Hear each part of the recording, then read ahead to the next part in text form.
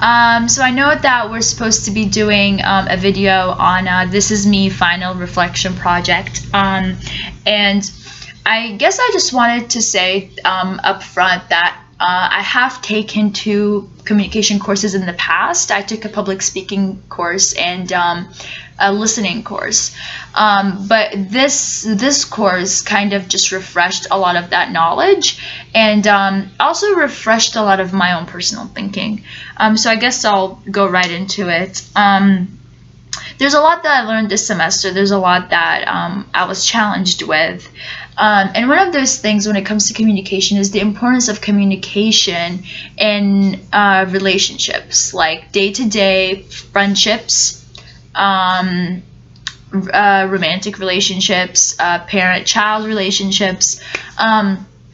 And one of those one of those things that I really struggle with is constantly being competitive with other people, even if those people I've known for a long time and they're one of my closest friends.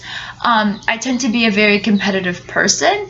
And a lot of times it's just toxic, in all honesty. I mean, unless you're competing in a sport or something, which is a little bit different.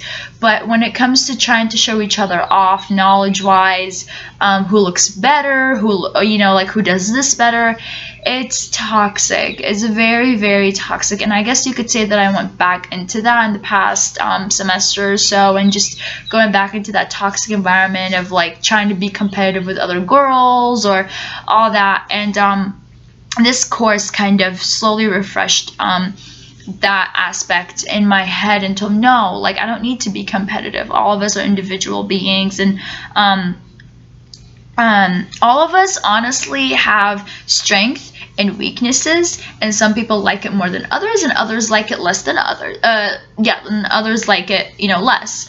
And so at the same time, like I realized I didn't really need to be competitive, and that's one of those things I'm starting to apply more into my life, is just kind of letting go of all of that need to compete, especially if they're close friends. So what if they're better at something more than I am, at like a game, or I don't know, like if someone I think looks better than me, whatever, like it doesn't really matter all that much at the end of the day.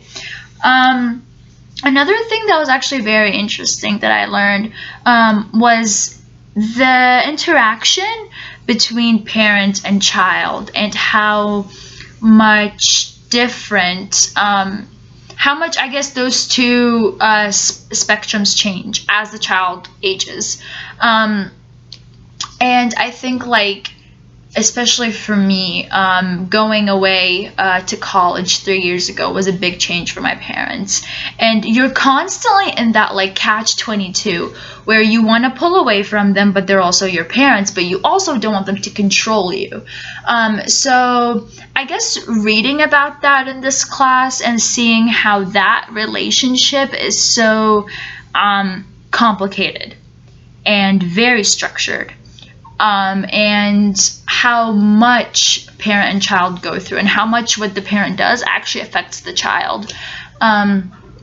So that was also one of those other things. And to me personally, I think I can really connect with that. And I want to, I'm constantly having to remind myself to be like, okay, no, I shouldn't act this way to my parents. I should be firm, but also gentle at the same time with them. So that's like an ongoing battle that I don't know if a lot of us actually end up getting over. It just gets easier with time.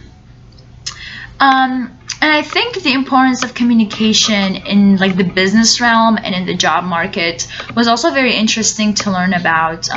How you communicate influences so much on who's gonna hire you, on what your resume looks like, and not just like communicating like day-to-day speech, but also being very coherent in your speech and listening as well as receiving. And that's a very interesting dynamic too, the listening and receiving dynamic.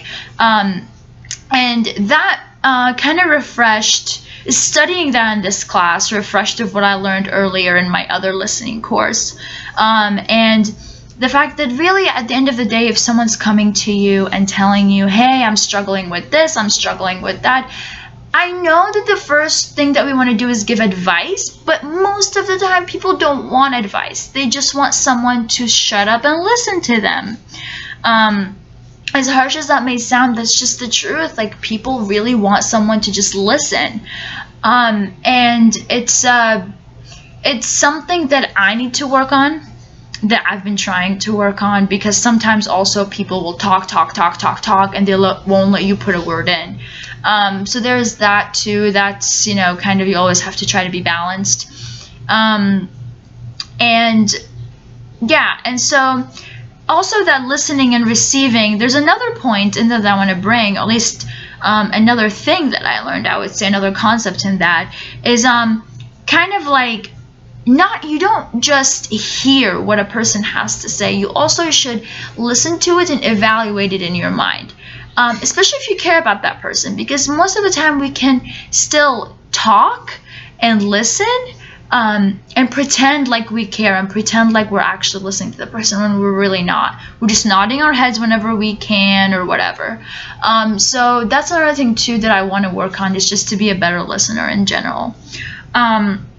And I think another very interesting dynamic is my major is linguistics.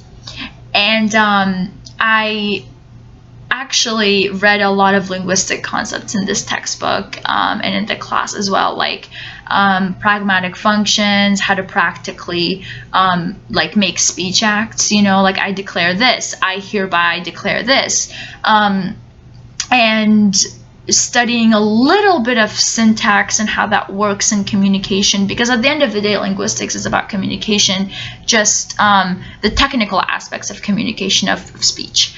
And I know that we were supposed to be showing a visual, but because this is a video, it was hard for me to, I guess, reenact something or just make like an actual visual.